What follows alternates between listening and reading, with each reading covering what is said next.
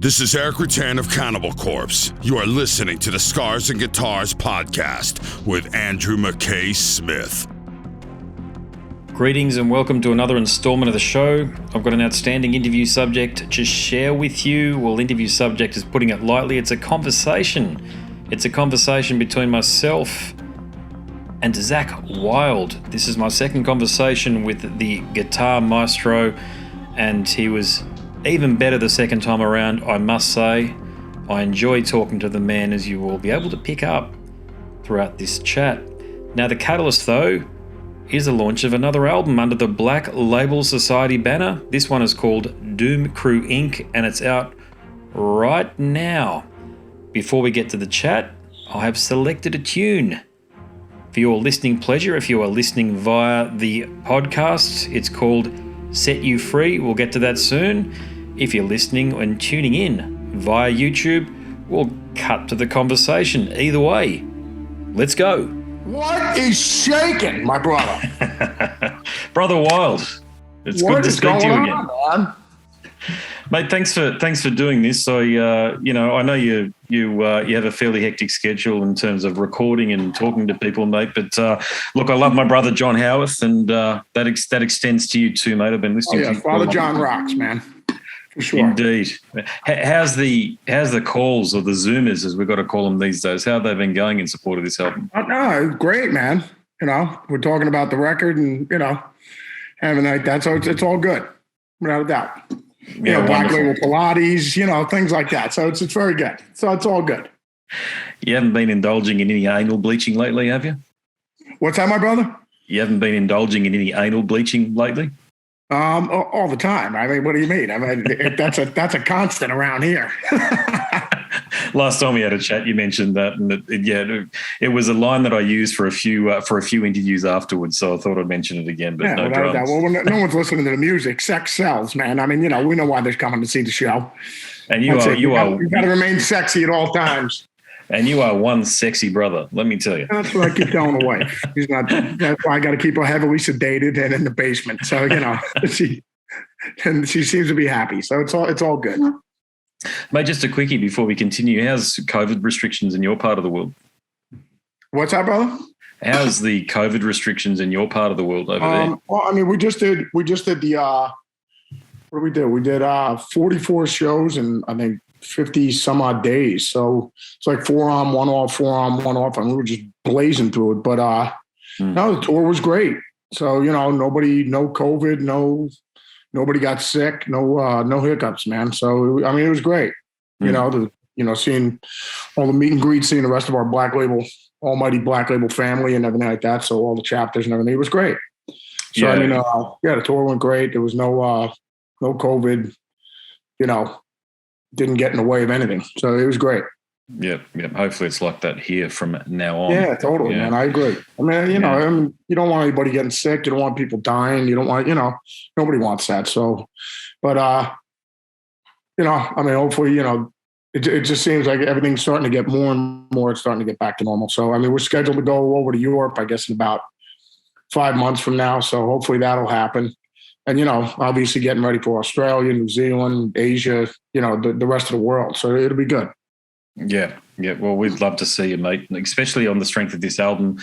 It's hard to know where to start with you, Zakk, just with everything that you've done with your career leading up to this album here, Doom Crew Inc. But I've got to ask, I mean, at this stage of your career, do you feel like you've got anything left to prove? I mean, this is another killer album here. You just keep on bringing it. Well, no, I mean, I didn't do anything different on this one that I did on any of the previous records. I mean, it's just kind of like, I mean, to me, I look at like every record, like if it was sports, the upcoming season, you know what I mean? Regardless whether we won the championship, whether we came that close, or we had a 500 season, or it was just a disaster. I mean, you know what I mean? So you just look at every season like, it's a brand new season, and like the hope of how awesome it's going to be and how, and having a good time. So that's where I've always approached it. So, I mean, it's always exciting going and I think if you ask any band or any whether it's Neil Young and he's been doing it forever, or Ozzy, or, when Robert Plant goes in the studio and makes another solo record, I'm sure for him it's just as exciting as when he was making all those amazing Zeppelin records. So, the same thing with Ozzy, when they were making all the amazing Sabbath records, and when he goes in the studio, it's the whole thing of seeing it all come to life, taking the germ of an idea and just building it. And then it just like building a house, and then it just takes on a life of its own. It's great. You are a riff factory though.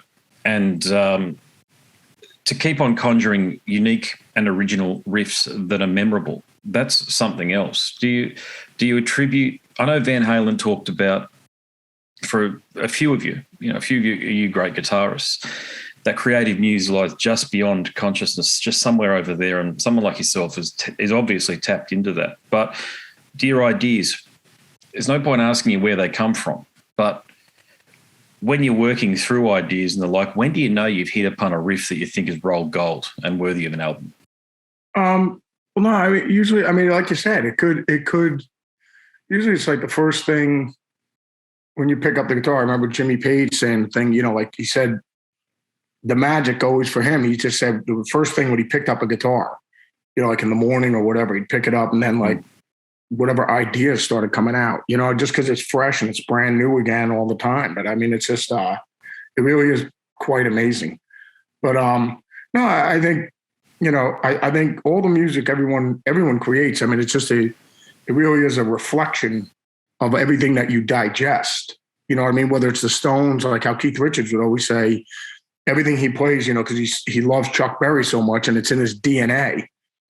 Like all the Stones songs, like, Keith could tell you exactly where everything's coming from. I got that from a Chuck Berry song. That came from it was on Chuck's second album. I got this idea for Gimme Shelter. Then I got this idea, you know what I mean? And it's just like, if he didn't tell us that, we wouldn't know, we wouldn't ever put it together. You know what I mean? He just goes, oh yeah, that idea inspired me to do that. And it's just like, if you didn't tell me that, I would have never got that, because it doesn't sound anything like what you're telling me you got the idea from. You know what I mean? Yeah, but it's just like, I think, it's just wherever you get inspired, you could hear something like Knocking on Heaven's Door, and then you're like, Zakk, it'd be great if we had something like that. So, something super basic, just 3 chords or whatever. And then you end up writing Free Fall. You know what I mean? It has nothing to do. If you didn't tell me you got inspired by listening to Knocking on Heaven's Door, I would have never put that together until you told me. You were like, yeah, Zakk, I got the idea. I just turned it around and I just eventually wrote Free Fall. And I go, yeah, but it sounds nothing like Knocking on Heaven's Door. He goes, yeah, but that was the spark that lit the fire and the germ of that idea. So I think a lot of inspiration comes from that as well. And, all the music that you love and you listen to, it just always inspires you. Yeah. Talking about music that you listen to inspiring you, I think you've further embraced the twin guitar technique with Brother Dario on this album here, which is just a joy to listen to, because it sounds like it's an evolution rather than a purposeful strategy on your part. It sounds like as though it comes from this love that you've got of bands like Lizzie and Priest. So I'm going to flip the question around a little bit and ask you, have you met Scott Gorham? Do you know him well? Well, Scott, yeah, we met Scott. When we toured with Priest, Thin Lizzy was on the bill. It was black. It was Black Label, Thin Lizzy, and Judas Priest were on the bill. So it was, and Scott's super cool, great guy, and it was awesome. Watching the guys kill it every night. So, but yeah, when you hear, like the obviously Thin Lizzy, the Allman Brothers, Priest, when they make it. So you need 2 guitar players in the band, you know what I mean? Whether you're doing harmonies or unison lines and stuff like that. So, I approached the record, like when I was writing it more like that. Obviously the songs got to be the songs, it's just I wasn't thinking like writing 2 guitar parts when I'm writing the song. Obviously, like you said, everything starts with the riff. It all comes down to the riff, and that pretty much dictates the direction of what the song's going to go. And, whether you write a riff like, Richie Blackmore wrote Smoke on the Water, that riff is just one of the greatest riffs of all time. So, the whole thing is, it's just like everything just falls into place after that. And then, and so a melody comes up, and then you for me, it's always then the lyrics are last. I mean, that's the way I end up writing. But but putting Dario on it, definitely just more of an evolution. I was just like, yeah, it'd be cool. I'll have Dario when we'll trade solos, then we could do harmony lines and unison lines and everything like that. So it was a lot of fun writing it for sure. How does it work with brother or father Dario? Do you guys, I mean, does he live near? Is it one of those situations where you can sort of get together on a porch with a coffee or what have you, and you can sit there and just trade licks? Or how do you guys exchange ideas? Well, no, I mean, obviously everything on that record that you hear is all the guitar parts I recorded before the guys even came out here, before JD came out and before Jeff came out to play drums. So when the guys came out to the Vatican, everything was already recorded. So all they had to do was just listen to it. And, whether it was Set You Free or anything like that, they would just listen, they hear the intro and then they hear the riff and they go, Jeff's like, well, we're all coming in right here. I go, yep, this is where we're coming in. And he goes, all right, well, what's this part right here? I go, this is the pre-chorus. This will be the chorus. And then we'll go back to the riff again. And this will be the solo. He'll just listen to the arrangement and Jeff will go, all right, play air drums, do it a couple times, go play it one more time, and then play air drums. Then he's like, all right, let me go on and track it. And Jeff goes in and just records the drums. Just, takes him 2 takes or whatever until he's happy. He's just like, no, that's cool. Let me fix this bit or whatever. I want to put another drum fill over here. But I mean, it's, and it's just that much, it's just painless because obviously the songs are all there. I mean, it's just like building a house. Once you get a great drum track and everything like that, but everything's already recorded. So, I mean, the whole thing is all Jeff has to do is just listen to it and just go, all right, let me go knock it out. And then JD works his magic. He puts his bass on it. Then the fellas go home and then I have something to start. Now I got to start putting lyrics and vocals on it. So, and then I knock that out and then solos are always last. Because then, the solo is kind of like the frame of the thing. So this way you can digest the whole song and see what mood it puts you in and then write a solo to what you're hearing, what kind of solo you want to put. Yeah, I love your soloing, by the way. I'm an old school Ozzy fan. And, I started with Jake, got into you afterwards. And your soloing, you're just one of those guys who naturally has a method of when you don't even need to know that you're playing the guitar to know that it's you playing a solo. And that's horrendous. It stinks. It's the smell. It just starts coming from the speakers and you go, what's the matter? They go, that must be Zakk playing. You can tell what, the vibrato? No, not the phrasing either. Just the actual stench in the room now. It's true. I'll pay that. But I remember seeing you. That's what JD always goes with, without a doubt. I'll never forget seeing you on Ozzy's first ever Australian solo tour, 1998. Cast your mind back to that. And I'm a musician, right? So as much as I love Oz, who was in the band back then? It was Mike Inez. It was the classic Ozzy lineup in the 90s. So it was yourself, Mike. When we were down in Australia, it was me, Randy, John Sinclair, and Mikey. Yeah, it was the No More Tears lineup. Yeah, totally. Correct. That was a lot of fun, man. Man, there were so many. So you could actually buy your T-shirt in the merch stand as well. So a bunch of us bought your T-shirt as well. So repping you.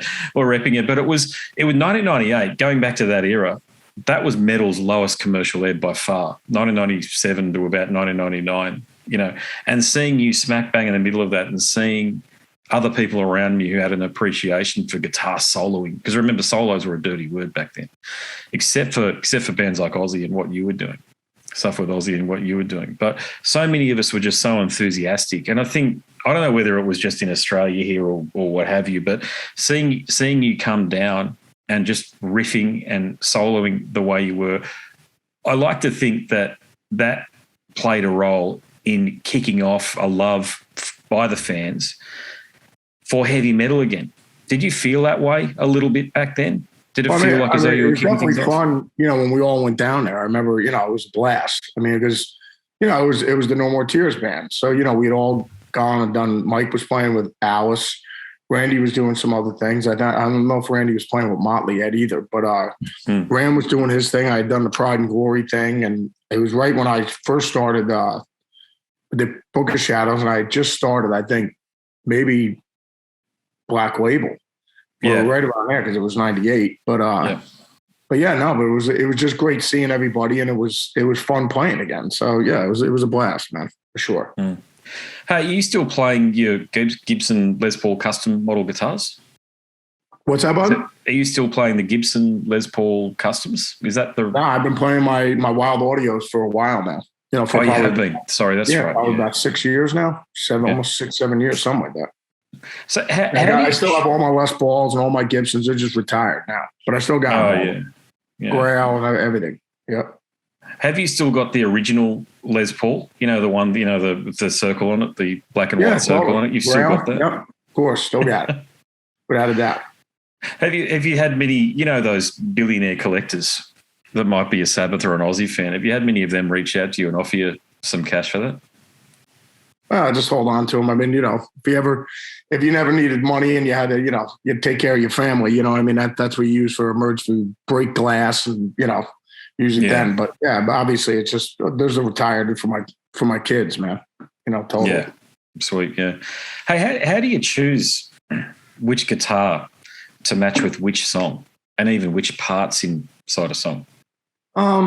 Well, you know, I mean, obviously, you know, certain guitars have different sounds, but I mean, you know, with my Wylde audio things, I mean, the craftsmanship that they put into things, you know, just like kind of with my Gibsons, with the custom shop ones, with the USA stuff, where I use my Epiphones. I mean, the quality on them was always crushing, always. I never picked up one where I was like, oh, this is bad, ever. Just the consistency was awesome.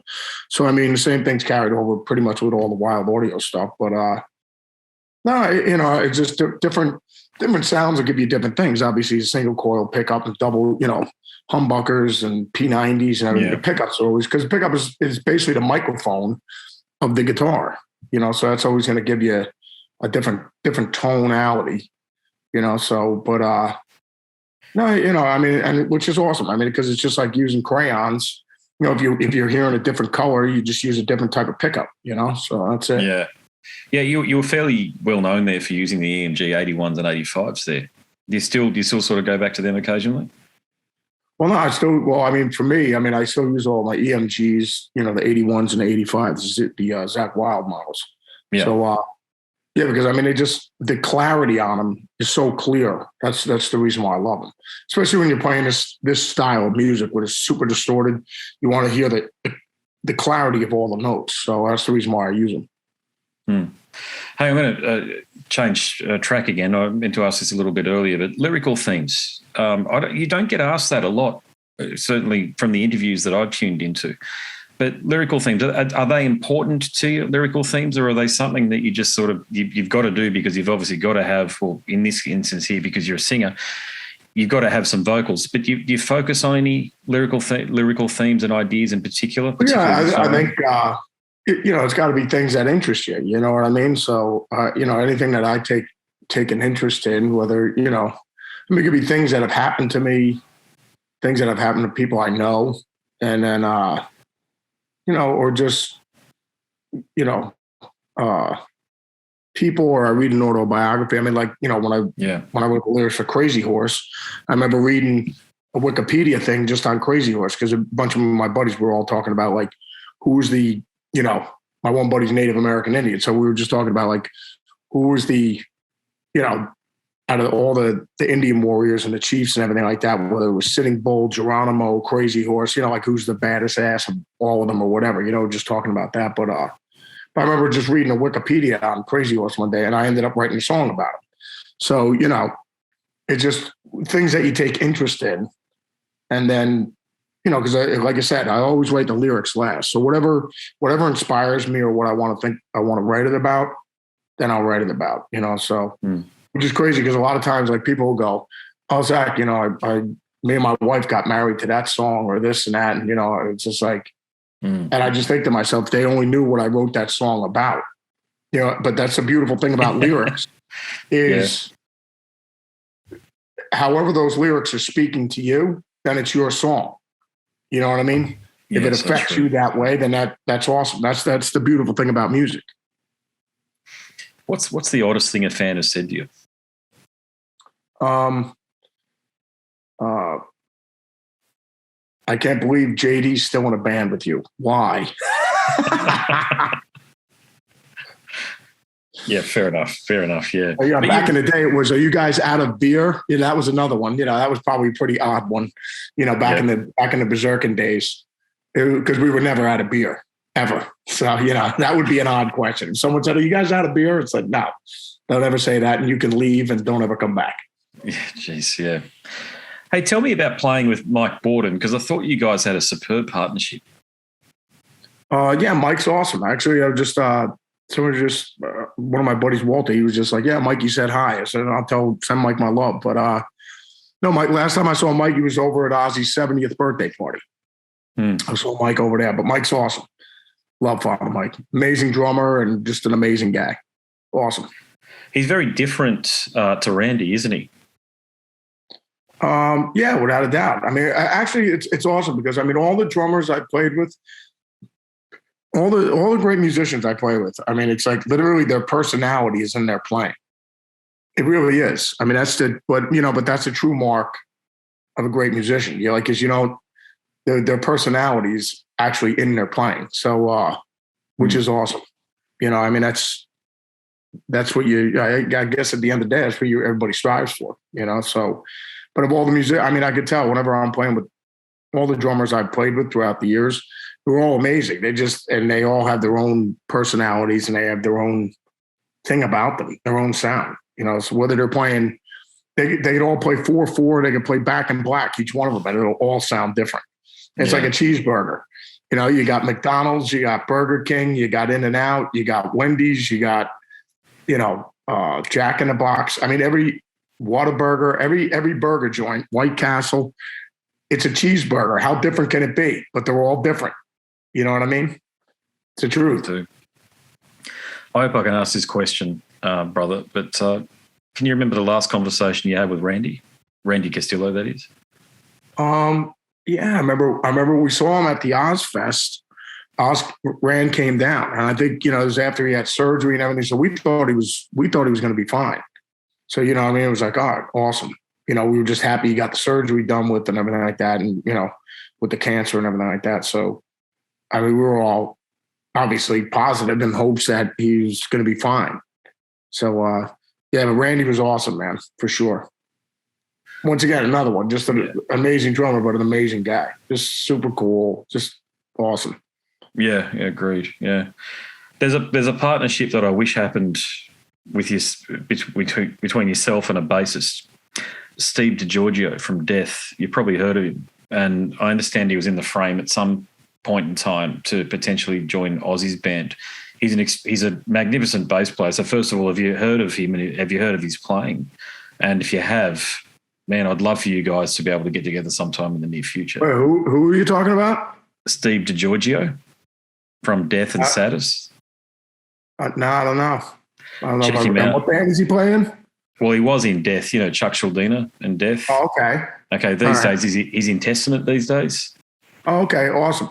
Yeah, very, very fretless bass player. But I think you guys would just you look similar, and very cool, man. And his playing is just otherworldly. And I think as a guitarist, you guys would be two parts of this insane riff factory that fans, I think, would love to hear. So please check it out. I'd love it if you guys can do something. So, mate, I've got a couple. Actually, I'll do a time check. How much more time have I got? What's up, my brother? How much more time have I got with you? I'll just do a time check. 11. Well, we got a couple more minutes. It says 11:26, 11:30. We got 4 minutes, bro. 4 minutes. Gosh, so many questions. All right. No worries. One more then. How important do you think Michael Beenhorn was to making Osmosis happen? And what are your memories of working with Michael? Oh, I love Mike, man. Mike's awesome. So, I have a junior, a 58 junior. Actually, Les Paul ended up signing it, but Mike got me as a gift when we were working on that record. But working on Osmosis, I had a blast working on that one. We were in Paris. We worked on it for a little while. We did the drums over there with Dean. And then after that, we went to New York City and we were tracking there. It was amazing. Had an awesome time. So, No, and then working with Mike was great. I mean, we had a blast with doing all the guitars and everything like that. Using obviously with my Gibsons, then using Dan Electros on like C on the other side. For the clean bits, the real glassy bits and everything like that. Just doing all the guitar work, and we had a lot of fun, man, for sure. Sweet. Mike's great. Mate, actually, we did a Black Label album together too. We did. Oh, is that right? We did, we worked with Mike on when we did Shout to Hell. Okay, there you go. Yeah, mate, never enough time, as I say. Thanks for making the music that you've made. It is meaningful. People going through COVID lockdowns, isolation, even beyond that, marriage breakdowns, depression, this sort of stuff. I think your music has been very meaningful for people over the years, mate, as it continues to be. So thank you for doing what you're doing, and just please keep on doing it. Cheers, my brother. Well, hopefully we'll be down there before you know it, Absolutely, mate. Well, I'll be in the crowd. Go out there and have some coffee with Father John and hang out and have a good time, man. That's it, mate. That's it. Well, thanks so much for the chat, brother. Yeah, it's awesome. Without a doubt, man. Great talking to you, brother. No worries at all. Have a great one, eh? Thanks very much again. Brother. Take care, bud. Cheers. Catch ya. Yep, that about sums it up. Never enough time. There were so many more questions I would love to ask the great man just there, Zakk Wylde from Black Label Society, Pride and Glory, Ozzy Osbourne, and God knows how many guest spots he's done. What a fella. My name's Andrew Mackay-Smith, and I'm the host of the Scars and Guitars podcast series. Go across to my website, scarsandguitars.com, where you can find many more interviews similar to that one. Maybe not just like that one, because that was a fucking ripper, but similar. I've also got a book coming out. The launch date is the 20th of February 2022. I will have a pre-order up there on the website.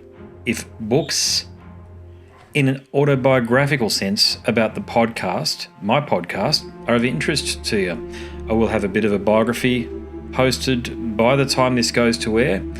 So do check that out. Hit me up. I'm easily found on socials as well. I love having a bit of banter with fans of rock music. Something else, I'm participating in a bit of a chat fest with Bald-Headed Metal on YouTube. Check out that as well. I won't put the links in there because you guys are smart. You know what to bloody do. I don't know why people, these things are implied, aren't they? You don't have to put subscribe here and click this to go there. You guys are smart. Bald-Headed Metal.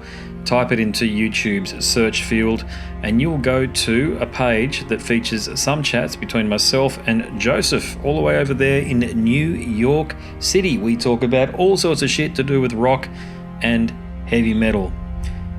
Well, that's it. Again, my name's Andrew Mackay-Smith and you've been listening to the Scars and Guitars podcast series. Until next time, it is a very goodbye for now.